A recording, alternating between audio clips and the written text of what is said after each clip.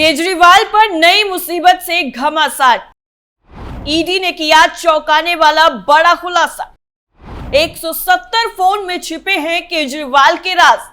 केजरीवाल ने कहां छिपाए हैं 170 फोन।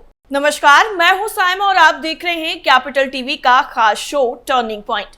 कहा जाता है कि पाप का घड़ा एक ना एक दिन भरता जरूर है।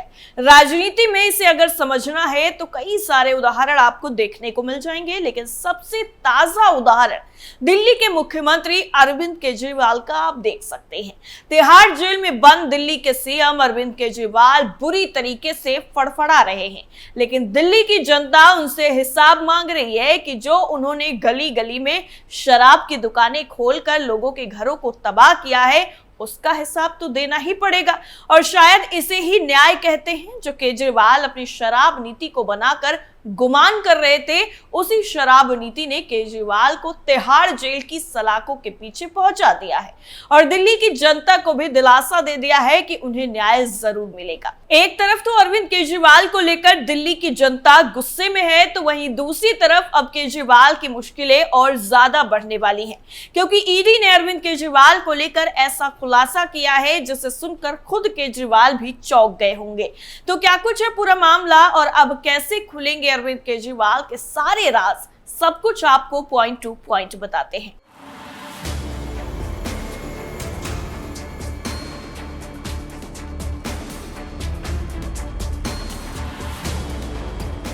क्या अरविंद केजरीवाल के सारे राज 170 फोन में छिपे हैं? क्यों अरविंद केजरीवाल ने 170 फोन को नष्ट किया है? ये सवाल इस वक्त हर किसी के जहन में है, क्योंकि जब अरविंद केजरीवाल सुप्रीम कोर्ट पहुंचे तो सुप्रीम कोर्ट से केजरीवाल को जोरदार झटका लगा और ईडी के खुलासे के बाद केजरीवाल बुरी तरीके से फंस गए हैं।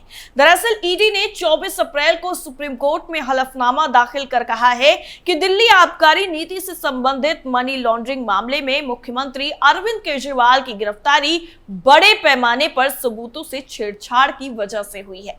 इसमें घोटाले की अवधि के दौरान लगभग 170 मोबाइल फोनों को नष्ट करना भी शामिल है।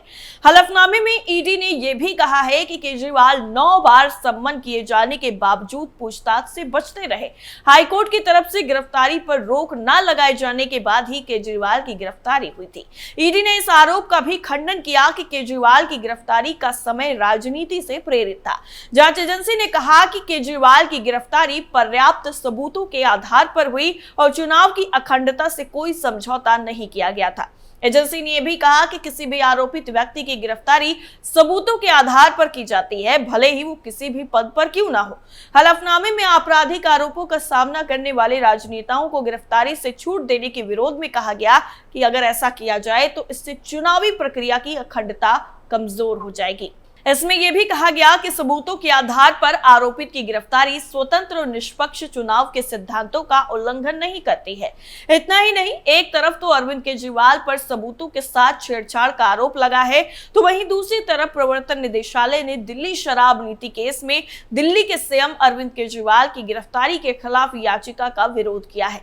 दरअसल 24 अप्रैल को ही सुप्रीम कोर्ट में दायर हलफनामे में ईडी ने कहा कि कई बार सम्मन भेजे जाने के बावजूद उन्होंने एजेंसी के साथ सहयोग नहीं किया। ईडी ने सुप्रीम कोर्ट को बताया कि 9 बार सम्मन मिलने के बावजूद केजरीवाल पूछताछ से बच रहे थे। उनके इसी रवैये से जांच अधिकारी को गिरफ्तारी की वजह मिली है। साथ ही जांच अधिकारी के पास मौजूद चीजों ने भी ये साबित करने में मदद की है कि वो ही दोषी हैं।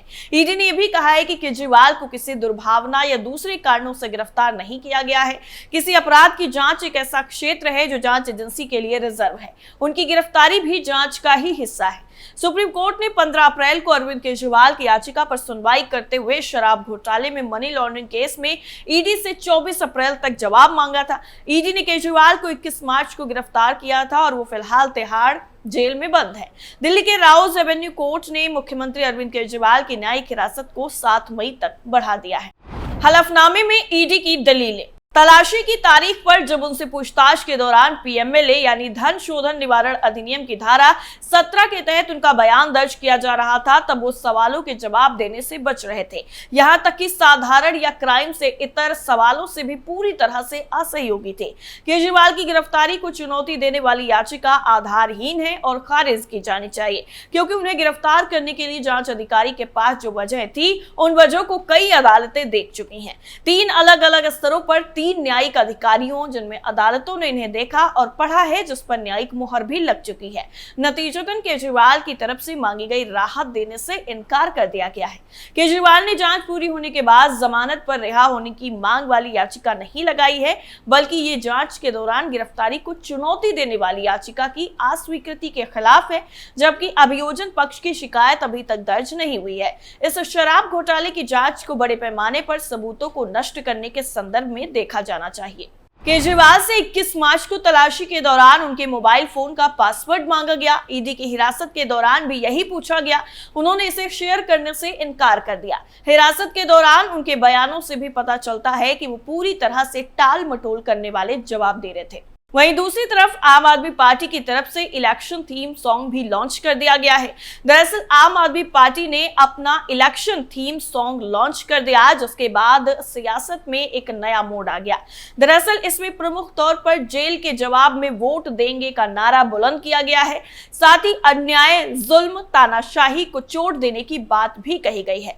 इस मौके पर आम आदमी पार्टी के सांसद संजय सिंह ने कहा कि आज देश में तानाशाही है। संजय सिंह ने कहा कि उत्तराखंड, अरुणाचल प्रदेश, महाराष्ट्र, सब जगह ईडी और सीबीआई का इस्तेमाल कर सरकारों को तोड़ा गया। अगर इस बार गलती से भाजपा जीत गई, 2024 का चुनाव आखिरी चुनाव होगा। इतना ही नहीं, आगे उन्होंने कहा है कि बीजेपी के लोग बाबा साहब अंबेडकर का नहीं, मोहन भागवत का संविधान मानते हैं। आप सांसद संजय सिंह ने कहा कि इस मौके पर आज यहाँ एक कुर्सी खाली है। ये कुर्सी अरविंद केजरीवाल जी की है। उन्होंने ये भी कहा कि दिल्ली में अब तक सबसे बहुमत वाली सरकार अरविंद केजरीवाल की रही है। इन 10 सालों में दिल्ली के अलावा पंजाब में भी सरकार बनी, यहां तक कि गोवा में 2 विधायक, गुजरात में 5 विधायक और एमसीडी में 15 सालों से काबिज भाजपा को खदेड़ा। यही वजह है कि हमारे नेता अरविंद केजरीवाल जी को गिरफ्तार कर जेल में डाल दिया गया है। संजय सिंह ने निशाना साधा है कि आगे चलकर चुनाव खत्म करने की भी तैयारी है। इतना ही नहीं, आप सांसद ने यह भी कहा कि जो सिलेंडर पहले 400 का था, आज 1100 का है। उन्होंने आम लोगों को संबोधित करते हुए कहा कि जब घर से वोट डालने के लिए निकलो तो गैस का दाम, पेट्रोल, रोजगार, स्वास्थ्य, बिजली को देख कर जाना। अरविंद केजरीवाल ने आपके लिए काम किया है, अब आपकी जिम्मेदारी है कि अपने बेटे के लिए जेल का जवाब वोट से दें। वहीं इस मौके पर गोपाल राय ने भी कहा है कि दिल्ली के अंदर आम आदमी पार्टी के चलाए जा रहे जेल का जवाब वोट से कैंपेन के बाद अब थीम सॉन्ग भी लॉन्च किया जा रहा है। कुछ वक्त पहले अरविंद केजरीवाल ने यहीं से लोकसभा कैंपेन भी लॉन्च किया था और नारा दिया कि संसद में भी केजरीवाल, लेकिन तब हमें नहीं पता था कि केंद्र सरकार इतनी डरी हुई है कि उन्हें जेल में ही डाल देगी। इतना ही नहीं, आगे उन्होंने कहा कि आज भले ही अरविंद केजरीवाल जेल में है, लेकिन वो जेल से ही सरकार अच्छे से चला रहे हैं।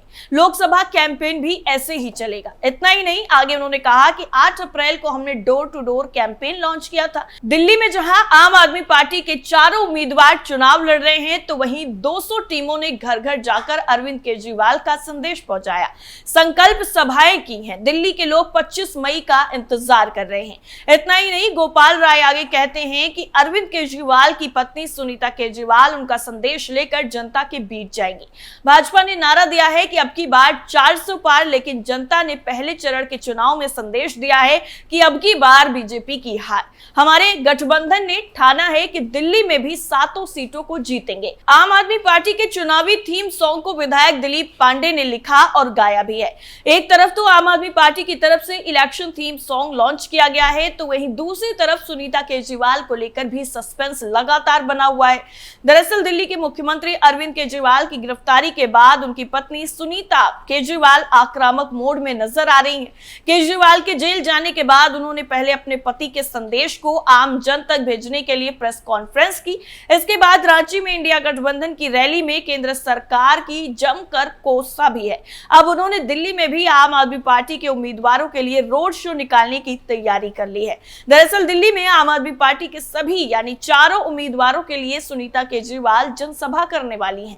सुनीता केजरीवाल 27 और 28 अप्रैल को रोड शो करेंगी और दिल्ली के चारों लोकसभा उम्मीदवारों के लिए वोट मांगेंगी, जिसकी शुरुआत पूर्वी दिल्ली से हो सकती है। पार्टी के सूत्रों का कहना है कि वो सबसे पहले कोंडली क्षेत्र में रोड शो करेंगी और इस पूर्वी दिल्ली लोकसभा सीट से विधायक कुलदीप कुमार चुनावी अखाड़े में हैं। जिस तरह से सुनीता केजरीवाल ने अभी हाल ही में रांची में रैली की थी और लगातार वो ये कहती हुई नजर आ रही हैं कि जल्द ही अरविंद केजरीवाल जेल से बाहर आएंगे, तो क्या वो चुनाव प्रचार में उतरकर अपने सभी उम्मीदवारों के लिए उसी जोश से प्रचार करने वाली हैं जैसे अरविंद केजरीवाल किया करते थे? और क्या सुनीता केजरीवाल के प्रचार का फायदा आम आदमी पार्टी के उम्मीदवारों को मिलेगा? ये देखना काफी ज्यादा दिलचस्प होगा। टर्निंग पॉइंट में फिलहाल के लिए इतना ही। बाकी तमाम खबरों के लिए आप जुड़े रहिए कैपिटल टीवी के साथ। नमस्कार।